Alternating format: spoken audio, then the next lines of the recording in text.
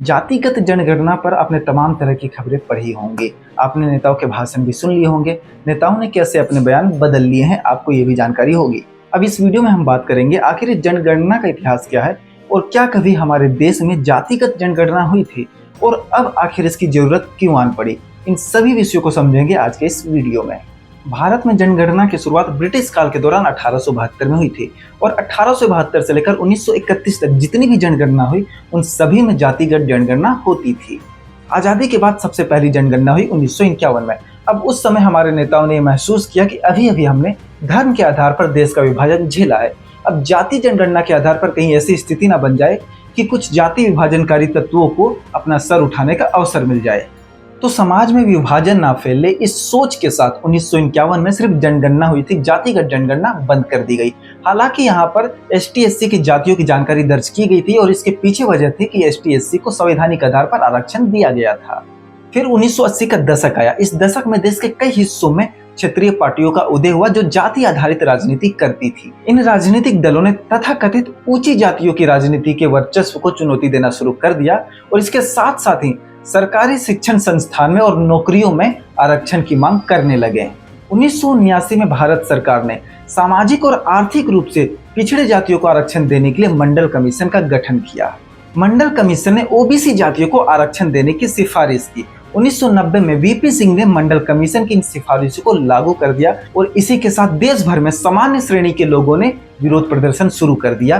कई लोगों ने इसमें अपनी जानें भी गंवाई। इसके बाद जाति की राजनीति धीरे धीरे गति पकड़ती गई, लेकिन अभी भी इसकी धार कुंद थी। 2011 में UPA सरकार में 25 करोड़ ग्रामीण और शहरी लोगों का आर्थिक सर्वेक्षण हुआ। 2012 में इस आर्थिक सर्वेक्षण का डाटा मिला। 2013 तक इस डाटा की प्रोसेसिंग नहीं हो पाई और 2014 में सरकार बदल गई। NDA की सरकार बहुमत में सत्ता में आ चुकी थी। अब इसके बाद आज तक ये डाटा पब्लिश हुआ ही नहीं है। 2018 में मोदी सरकार ने कहा कि डाटा में कई तरह की गलतियां हैं और 2021 में भी सुप्रीम कोर्ट में केंद्र सरकार ने यही बात कही थी। भ्रष्टाचार विरोधी माहौल को जरिया बनाकर भारतीय जनता पार्टी 2014 में सत्ता में आई थी, लेकिन सत्ता में आने के बाद भारतीय जनता पार्टी ने भ्रष्टाचार विरोधी अभियान को साइडलाइन कर हिंदुत्व की राजनीति को धार देना शुरू कर दिया। अब मंदिर की राजनीति जोर पकड़ती गई और धीरे धीरे क्षेत्रीय दलों की जाति आधारित राजनीति कमजोर पड़ती गई। भारतीय जनता पार्टी की हिंदुत्व की राजनीति के सामने तमाम विपक्षी दल घुटने टेकते नजर आए और फिर यही समय था जब किसी एक सलाहकार ने राहुल गांधी के कान में जाति जनगणना का मंत्र फूंक दिया और इसके बाद राहुल गांधी लगातार इस मंत्र के सहारे केंद्र सरकार पर हमलावर रहे हैं। देश भर में कोने कोने में जाकर उन्होंने जातिगत जनगणना का मुद्दा छेड़ दिया। बीजेपी की धर्म आधारित राजनीति की काट क्षेत्रीय दलों को जाति आधारित राजनीति में दिखी। इसके बाद राहुल गांधी ने भारत जोड़ो यात्रा निकाली और इस यात्रा के माध्यम से उन्होंने जातिगत जनगणना की मांग को और भी तेज किया। धीरे धीरे तमाम राजनीतिक दल भी जाति जनगणना की इस मांग में शामिल होते गए। इसके बाद आता है 2024 का लोकसभा चुनाव। राम मंदिर का उद्घाटन हो चुका था। अब बीजेपी को यहाँ पर लग रहा था कि वो धर्म के सहारे स्पष्ट बहुमत में आ जाएगी, 400 से पार उसकी सीटें आएंगी, लेकिन यहाँ पर खेल कर दिया विपक्षी पार्टियों ने।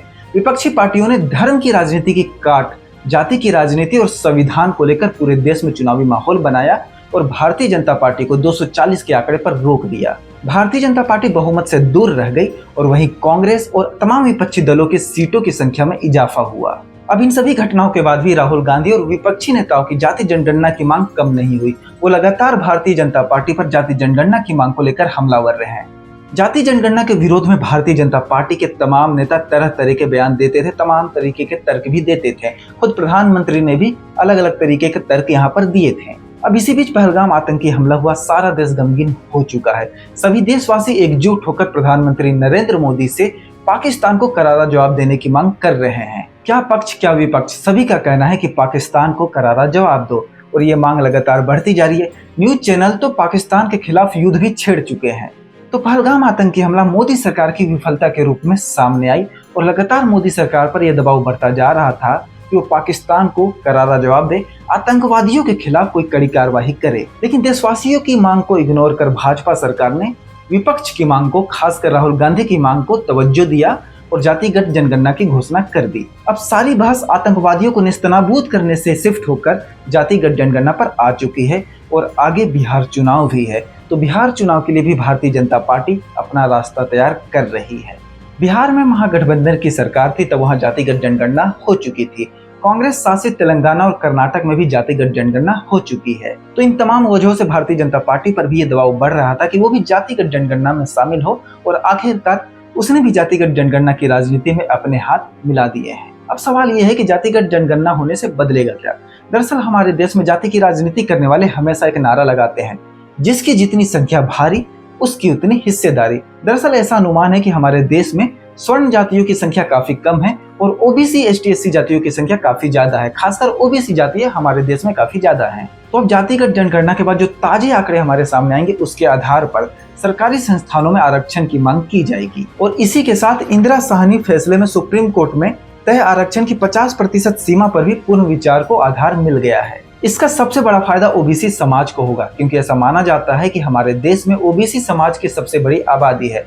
अब जो भी नीतियां बनेंगी, जो भी मंत्रिमंडल गठित होगा, जितने भी टिकट वितरण होगा, उसमें ओबीसी जातियों को नजरअंदाज करना किसी भी पार्टी के लिए काफी मुश्किल होगा। तो अब वो लोग जो कल तक सोशल मीडिया पे ये नारा लगा रहे थे कि गर्दन से ऊंची छाती नहीं होती और धर्म से बड़ी जाति नहीं होती, और इसके साथ वो लोग भी जो कह रहे थे कि जो करेगा जाति की बात उसको मारूंगा लात। बहुत जाति वाले लोग मुझे मिलने के लिए आते हैं और मैंने उनको सबको मिलकर 50,000 लोगों में कह दिया, जो करेगा जात की बात उसको कस के मारूंगा लात। तो मुझे मेरे मित्रों ने कहा कि ये कहकर तुमने बड़ा नुकसान किया है। मैंने जो होगा सो होगा, अगर चुनाव जीतता नहीं तो आदमी मरता थोड़ी है। इन तमाम लोगों के सूरत बदल चुके हैं। अभी जातिगत जनगणना के मोदी सरकार के फैसले को मास्टर स्ट्रोक बता रहे हैं। अब एक वर्ग ये भी पूछ रहा है कि अब जातिगत जनगणना का मुद्दा भी कांग्रेस के हाथ से निकल गया, तो अब कांग्रेस क्या करेगी? तो आजादी के बाद जिस जातिगत जनगणना को हमारे देश के संविधान निर्माताओं ने, हमारे देश के महापुरुषों ने विभाजन की वजह मानते हुए रोक दिया था, आज के हमारे नेताओं ने उस जातिगत जनगणना को फिर से शुरू करने का फैसला किया है। आज के नेताओं का तर्क है कि जातिगत जनगणना से जाति के साथ साथ राष्ट्र का भी विकास होगा। तो इस मुद्दे पर आपकी क्या राय है? क्या जाति जनगणना मोदी सरकार का एक मास्टर स्ट्रोक है, या फिर विपक्ष के दबाव में, राहुल गांधी के दबाव में भाजपा सरकार झुक गई है, या फिर ये पहलगाम आतंकी हमले से ध्यान भटकाने का मास्टर स्ट्रोक है? अपनी राय, अपना फीडबैक हमें कमेंट बॉक्स में जरूर बताइएगा।